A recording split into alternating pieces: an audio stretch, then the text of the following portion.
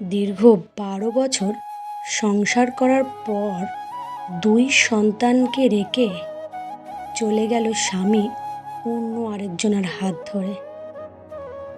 আজকের এই ভিডিওটা একরাশ কষ্টের মধ্যে দিয়েই বন্ধুরা শুরু করলাম। আমার দিদির বিয়ে হয়েছে প্রায় ১২ বছর হয়ে গেছে। খুবই সুখে শান্তিতেই সংসার চলছিল তাদের।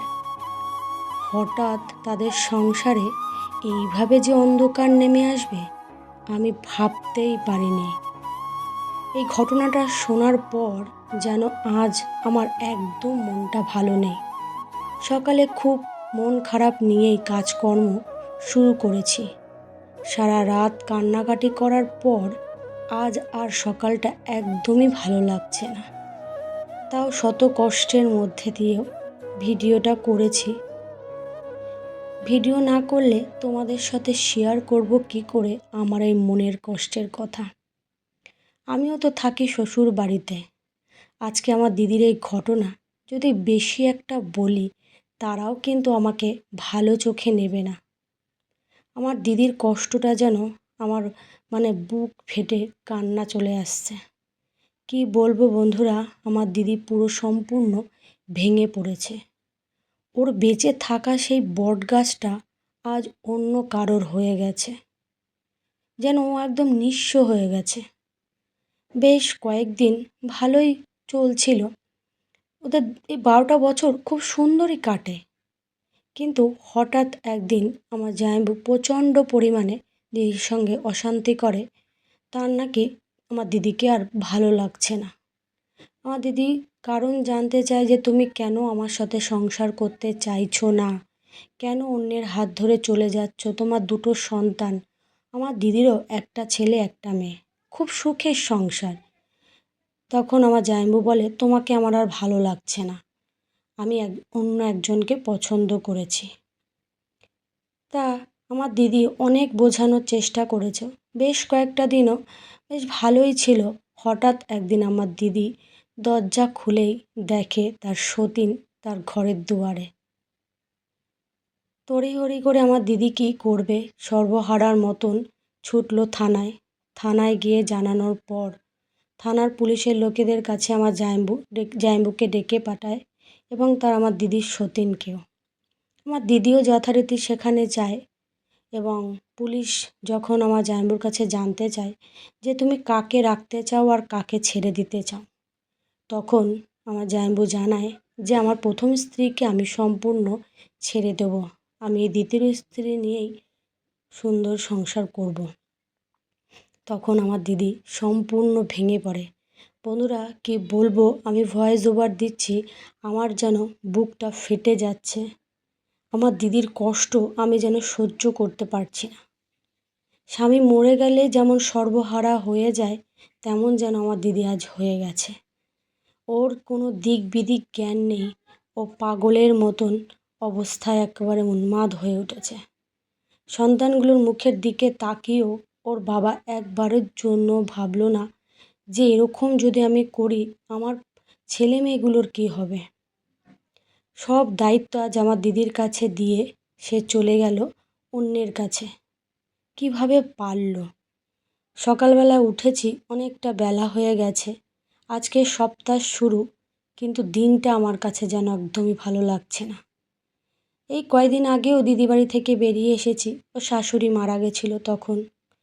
বেশ ভালোই ছিল, কিন্তু আজ কি হলো, যাকে আমি জামাইবাবু বলে ভাবতাম তাকে আজকে আমার যেন দেখতে ইচ্ছা করছে না। মনে হচ্ছে যেন যা হাতের কাছে পাই যেন ছুঁড়ে মারে মুখটার উপরে। কি যে কষ্ট লাগছে আমি বলে বোঝাতে পারবো না, এত খারাপ লাগছে। যাই হোক, তোমাদের সাথেও আমি সেইভাবেই শেয়ার করলাম। আজকের কষ্টের মধ্যে বেশি কিছু বলার কি বলবো একদমই মন নেই। তাই সকালে উঠে কিছু কাজকর্ম করেছি। আমার স্বামীও বুঝতে পারছে যে আমারও মনটা খুব খারাপ। আমারও খারাপ লাগছে, তার মুখের দিকে চোখের দিকে আমি তাকাতে পারছি না যে আমার দিদির সাথে কী ঘটনা ঘটলো। আজ দিদির সাথে ঘটেছে, কাল যে আমার সাথে ঘটবে না, এরকম ভাবনায় আমি যেন পাগল হয়ে যাচ্ছি। আমার দিদিও যে ফিরে আসবে বাপের বাড়িতে সেই উপায়টুকুও নেই। বাবা খুব গরিব যে ওর দুটো ছেলে মেয়ের ওর দায়িত্ব নিতে পারবে। আমার বাবা কানে এমনিই কম শোনে, শারীরিকভাবে সেও অসুস্থ। ভাই ছোট, যে সংসার চালানোর মতন ক্ষমতার এখন ওর হয়েছে। মা লোকের বাড়ি কাজ করে সংসার চালায়। কি করব এই ভেবে আমি সম্পূর্ণ কি বলবো, পাগল হয়ে গেছি। আর এদিকে মাছ এনেছিল, তা ভাবলাম মাছ আজকে আর করব না, একটু রেখে দিই, কারণ ভাল লাগছে না। আর এদিকে সব মেজদি আমাদের রান্নাও করেছে, যেহেতু আমরা বাড়ি ছিলাম না, তাই স্যালাডটা আমি সুন্দর করে সাজিয়েছি। আর মাংস আর ফ্রাইড রাইস করেছিল, ওই দিয়ে ছেলে মেয়ে খেয়ে নিয়েছে আর আমিও খেয়ে নিয়েছি। আর এদিকে একটু পেয়ারা এনেছিলাম, পেয়ারাটার নাম আমি জানি না, কিন্তু বেশ বড় বড় পেয়ারা, তাই তোমাদের সাথে শেয়ার করলাম। তাই মনটা ভালো নেই বলে মেজদি বলল, চলো যাই একটু কোথাও গিয়ে গল্প করে আসি। তাই এই যে দিদিটার বাড়িতে আসলাম। আমাদের এই দিদিটা খুব ভালো, কিন্তু অনেকটা চার পাড়িয়ে যেতে হবে। তাই যে মেজদি আগে যাচ্ছে, আমি পিছনে যাচ্ছি ভিডিও করতে করতে। এই দিকে দেখো শ্যাওলায় ভরে গেছে, দেখে মনে হচ্ছে যেন চারের নিচে একদমই জল নেই। তাই যাচ্ছিলাম, দেখলাম চারের পাশে কি সুন্দর শাক হয়েছে, তাই ভাবলাম শাকগুলো একটু তুলি। আর বিকালে না খোলা বাতাসে বেশ ভালো লাগছে। আর তাড়াতাড়ি করেই গেছি আমরা দুইজন একটু, যে এসে পরে টিউশনি পড়াতে বসবো। তাই শাক তুলছি আর ভাবছি যে জীবনের আজ ভালো আছো, কাল যে ভালো থাকবে তার গ্যারান্টি কেউ দিতে পারবে না। কেন এত দিন সংসার করার পর আমার দিদি যখন ভাবতেই পারেনি এইভাবে আমার জামাইবু অন্য কারোর সাথে চলে যাবে, সত্যি কথা আমরাও ভাবতে পারিনি।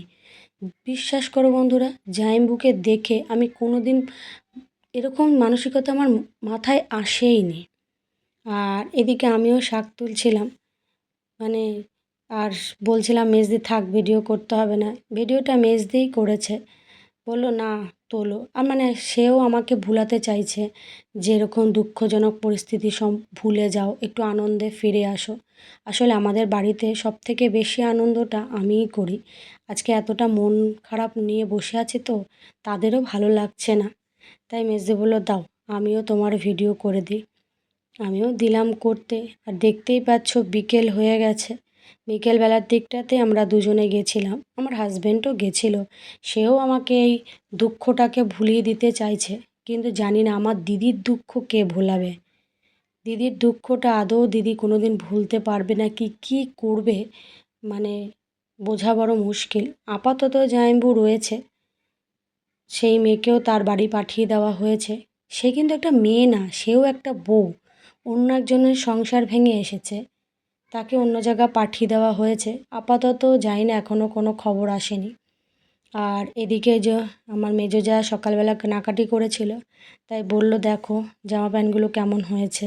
ওই সকলেই একটাই ভাবনায় রয়েছে যে একটু এই দুঃখজনক ঘটনাটা ভুলে যেন আমি একটু সামনের দিকে এগিয়ে যাই, মনটা একটু সচল হয়ে ওঠে।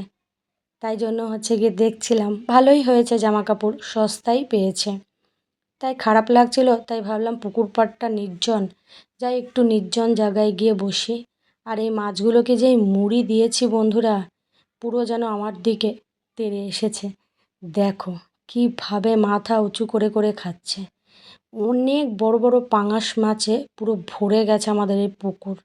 তার সঙ্গেই এখন নতুন মাছও ছেড়েছে, এখন মাছ ভর্তি পুকুর।